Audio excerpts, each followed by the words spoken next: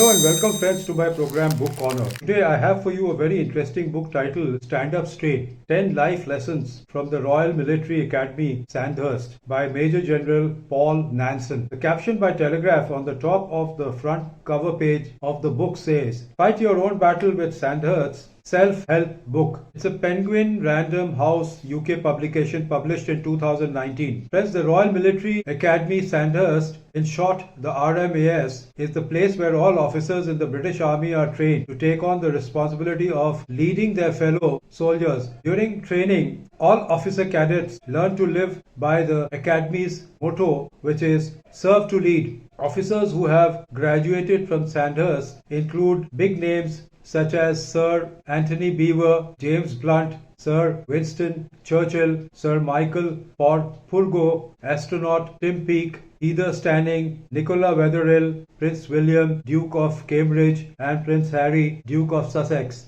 Even other nations choose to send their military personnel to Sandhurst for officer training because it is recognized as one of the world's leading military training academies. Friends, let me now give you a brief about the author Paul Nanson before I move to the plot of the book. Paul Nanson is a British Army officer who served as a commandant of the Royal Military Academy Sandhurst and General Officer Commanding Recruiting Initial Training Command. During more than 30 years in the British Army, he has served in the troubles in the Northern Ireland, the Gulf War, the Bosnian War, the Iraq War, and the war in Afghanistan, which saw him appointed as the commander of the Order of the British Empire for Distinguished Services. During his tenure at Sandhurst, he established the Centre for Army Leadership, which is one of the world's premier centres for Army military leadership. The book is based on the Royal Military Academy Sandhurst, in short RMAS. RMAS came into existence because British Army officers were failing. Prior to the 19th century, if you had the requisite money, the connections, or the right background, you could simply buy rank and command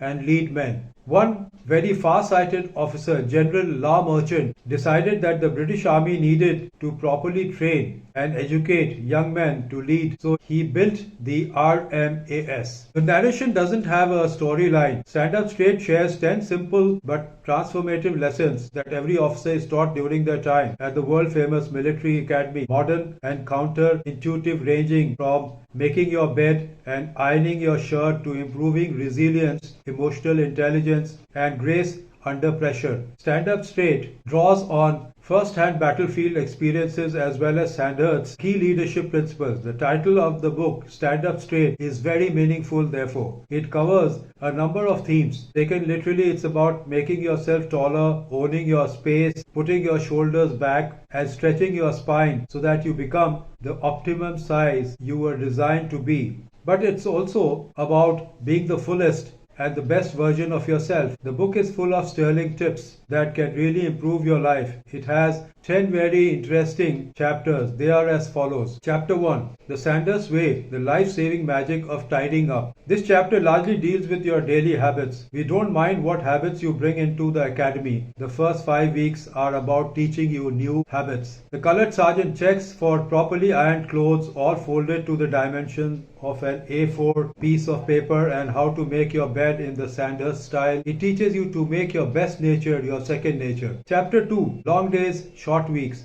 The way you spend your day is the way you live your life. Without a direction to follow or a purpose to aim for, we drift aimlessly to go around in circles. In the army, whether at war or in peacetime, a soldier's day is governed by specific goals. It talks about the importance of command time. It conveys that the early bird makes better decisions. It instructs the newcomers to set your clocks to Sandhurst time.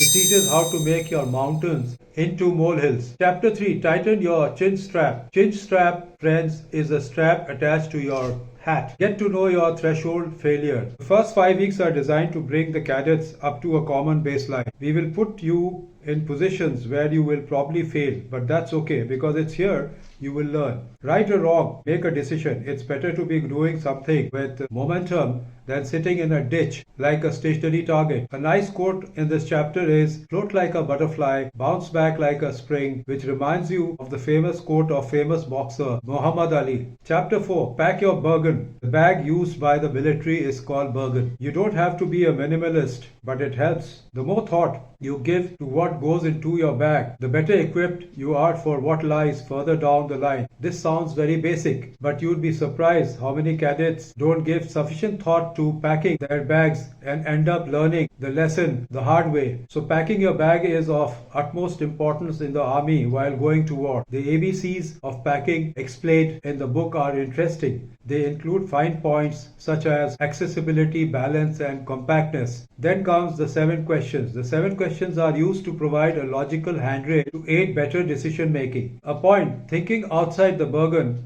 The way in which we pack our Bergen can be used as an analogy for the way we live our life. Chapter 5, believe in something bigger. Learn to harness the power of your team. Example is, wolves are the most socialized animals who thrive on collaboration, companionship, strict discipline, and an established hierarchy. But it may also surprise you to discover that they are also remarkably compassionate towards one another. The weakest beta follower will never be left at the back of the pack to lag behind and get lost. It will also be insulated at the middle of the group with an alpha leader at the front and another alpha, often the leading alpha's mate, at the rear. Cadets at Sandhurst are told from day one to establish their strengths and weaknesses as a platoon, for each individual brings their own skills to the table. The chapter has other interesting cues such as finding your way, giving your best while you are feeling your worst, and honesty is the best policy. Chapter 6, don't get lost. Read your map. How do you react when things go wrong? Life's most valuable lessons are often learned when we leave our familiar comfort zones. Once we move into uncharted territory, we can really discover more about ourselves and grow. However, it is only natural that in these strange places we can find ourselves lost.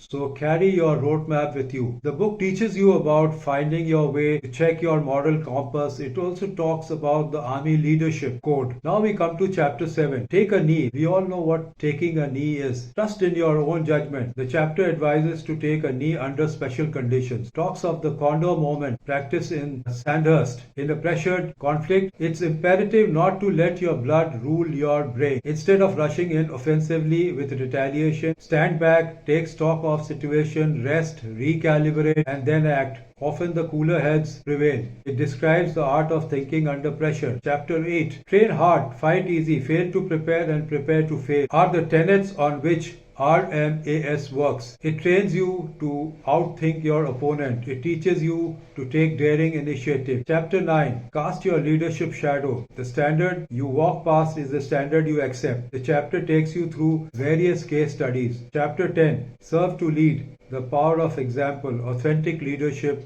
and infectious courage. And it talks about empowering others. Friends, the book has 146 pages including a short glossary. The price of the book is rupees 499. The book is full of interesting phrases and quotes. Overall, it's a light, interesting book, a groundbreaking personal development, a self-help book that will help you tackle life's everyday battles. Army profits from this book will go to support the welfare of the soldiers of the British Army and their dependents.